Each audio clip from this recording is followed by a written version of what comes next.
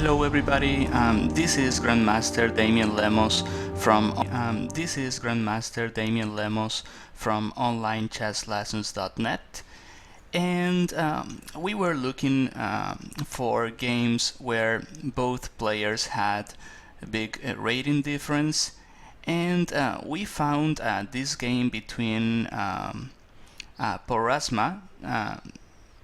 This player is rated 2070 against former World Champion Karpov, and we have a rating difference of like 500 points. And despite being a rapid game, we'll see it's an interesting battle. So let's see. Karpov was playing black. So d4, knight f6, white plays a knight to f3, and black plays with e6. Here white plays e3.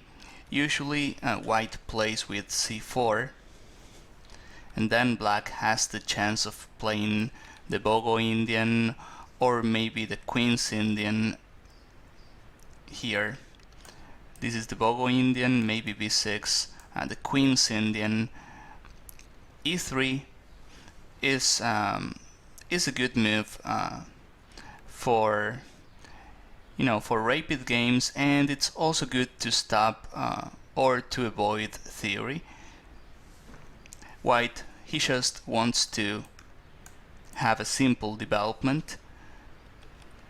And black plays c5, bishop to d3, black takes, we take, and then b6. I think if black plays natural moves, he'll be able to equalize soon. However, in this game, Karpov plays with bishop a6, which should be a good idea, because black, he wants to equalize in the opening, and in order to equalize we have to trade some pieces off. Problem is, this diagonal is not good for the bishop.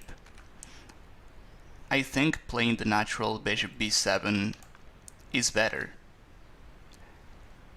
because here we have a strong diagonal, and of course black, he doesn't have to play with d5, he can just play with d6. Therefore this bishop is still powerful.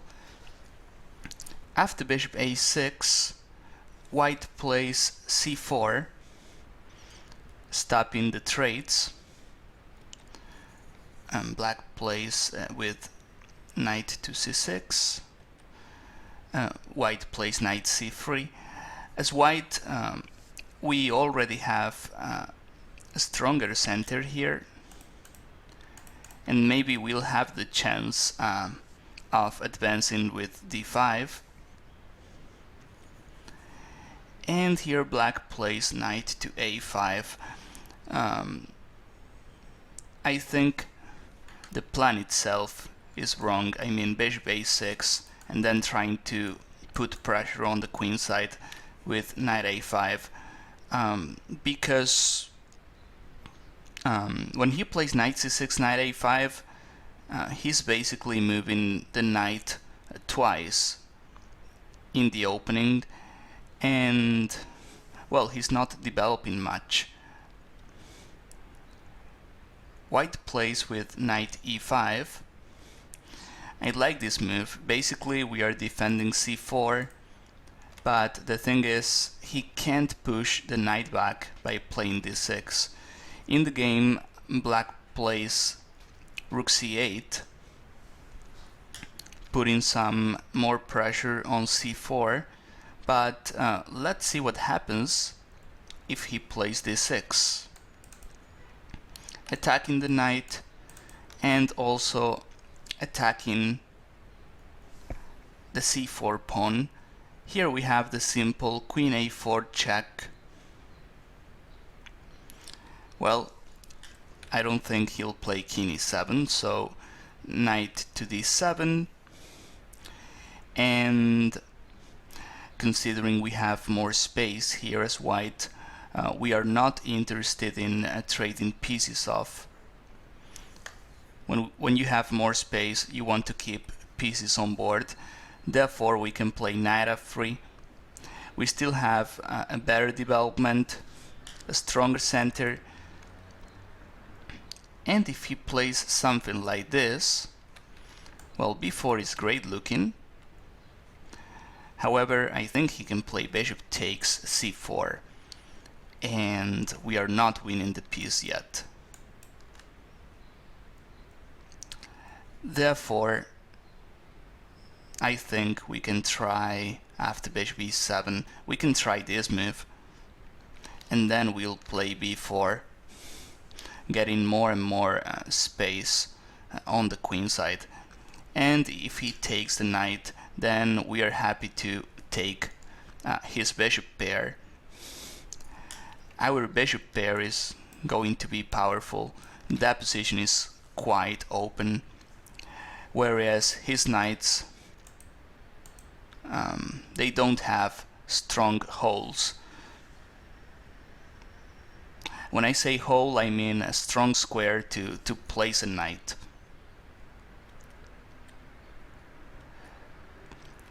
So, knight to e5, black plays rook to c8, and then white plays the simple b3. Black plays with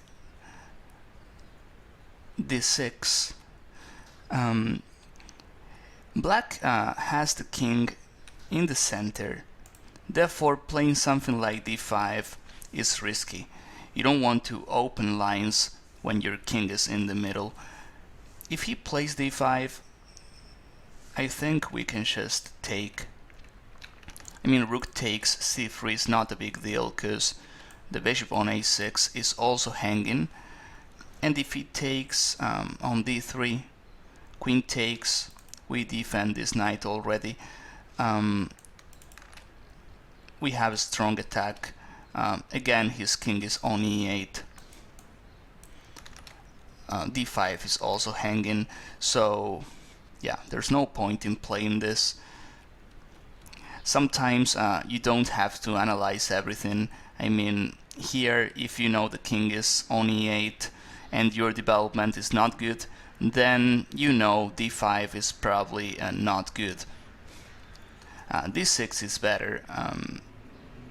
I mean, pushing the knight back. And here white plays knight e4. Well, knight f3 was also possible. Knight e4. The thing is, we want to get rid of that defender. Knight f6 happens to be the best kingside defender. So bishop to b7. Well, he starts moving his pieces back. That makes sense, because on the queen side, black doesn't have much. I mean, white has such a solid position there. And before black finishes his development as white, we start opening lines in the center. Instead of bishop b7, now I'm thinking about this, maybe bishop e7 is a better try. I mean, if Karpov played bishop b7, it's worth considering, but I mean, for a blitz game or a rapid game, we have to make easy decisions, and bishop e7, you know, trying to castle as soon as possible makes sense too. Bishop b7 now after d5. white is opening that position a lot, and black plays bishop to e7. Let's see what happens if he takes. After e takes d5, we have the simple rook e1. This check is just too powerful, only move is bishop e7. Of course, king d7, we have bishop f5. So bishop to e7, knight takes, and here he also loses the right to castle. His king side is quite weak. I think black is losing here already. So, well, maybe the only, alternative here is e5, trying to close that position. However, we have some holes, like the f5 square. Maybe bishop e5 is also worth considering. The move I'm looking at here is f4. Again, his king is in the middle. I think it's clear. We have to open lines as soon as we can. And f4, I don't think black can close that position here. He can't play e4, otherwise we'll take. And if he takes on f4, we keep on opening lines. One day we'll play with rook e1, the other rook on f1. We'll have a strong attack there. So bishop e7, and then knight to e3. Well, this knight e3, let us see. He's defending d5. However, I think we should be able to find a better move. Maybe we can take, and I don't like these pawns much. We can also play positional and try putting some pressure there with queen e2. Maybe we can play rook e1, attacking here, and when he plays e5, then we still have the f4 idea we had before. Knight e3, I guess we still have an advantage here as white, but this move is not as powerful as the others. It's like we are moving the knight back and we have the initiative, so a6, bishop to b2, black decides to take. The advantage of knight e3 is when he advances, we'll have this possibility. So that is a big point of knight e3. Black decides to take, castling. Yeah, black should consider this. However, we have two powerful bishops attacking the king side now. In the future, or maybe right here, we can consider playing knight e4, getting rid of that defender, and then black is going to have a hard time defending there. And apart from king side, we have to take a look at the queen side too. Black pieces are passive there. Bishop b7 doesn't have any good diagonal. Knight a5 doesn't have any square. So I think that is why Karpov decided to play an active variation. So knight takes, bishop takes. Right, if knight takes, then we are also opening this diagonal, so bishop takes, pawn takes. I like this move. We don't want to trade much. We already got one of his bishops, and that is good already. black has to play b5, and then a knight to f5.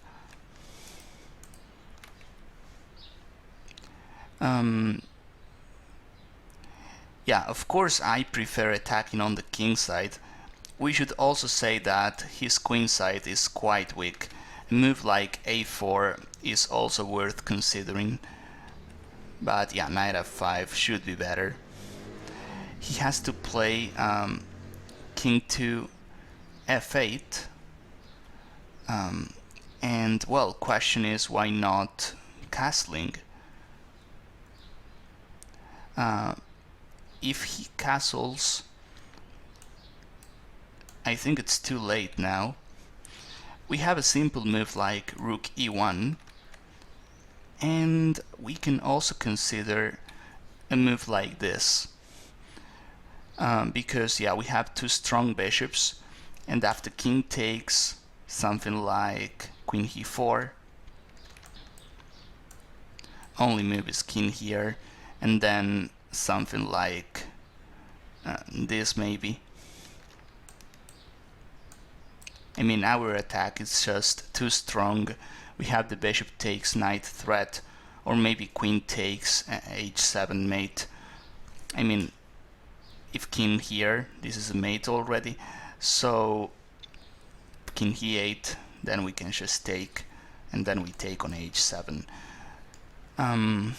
Yeah, that is what happens when you don't have a strong development and you can't castle on time. Therefore he plays king f8, rook to e1. Yeah, simple move, attacking the bishop on e7. We have to say that knight takes is probably not working here, because king takes, queen e4, then instead of h8 he'll go to f8, and then the rook is defending here. However, white plays it simple with rook e1, rook c7, and rook c1. Well, nice concept too, because instead of taking the bishop, which is interesting, we get rid of the only defender. Without this rook, black can't defend the 7th rank, and if he moves the rook to d7 or b7, it's like we just won the file. Queen d2,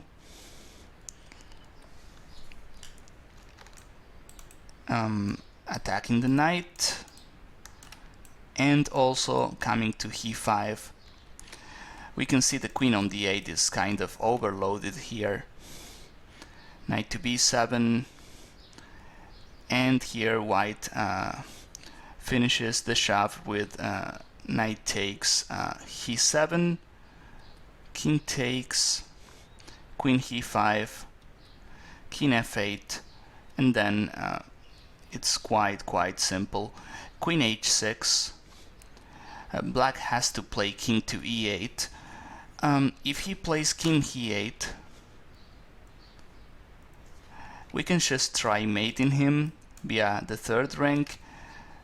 I'm also considering this move, followed by bishop takes. For instance, queen takes, bishop takes, and the mate is coming soon. Queen f8, queen e5, and it's mate in 1. And well, if rook takes, I think it's the same. Bishop takes, queen here, queen e5, and it's over. So after queen h6, he plays king to e8, and here it's over.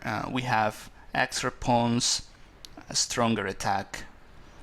Rook f8, white plays bishop f5, and here black resigns. So I think that this game, despite being a rapid game, it was well played, quite interesting, and white found the way to punish this plan, knight c6, knight a5, bishop a6 in the opening. So I hope you enjoyed this game, and I'll see you in future videos.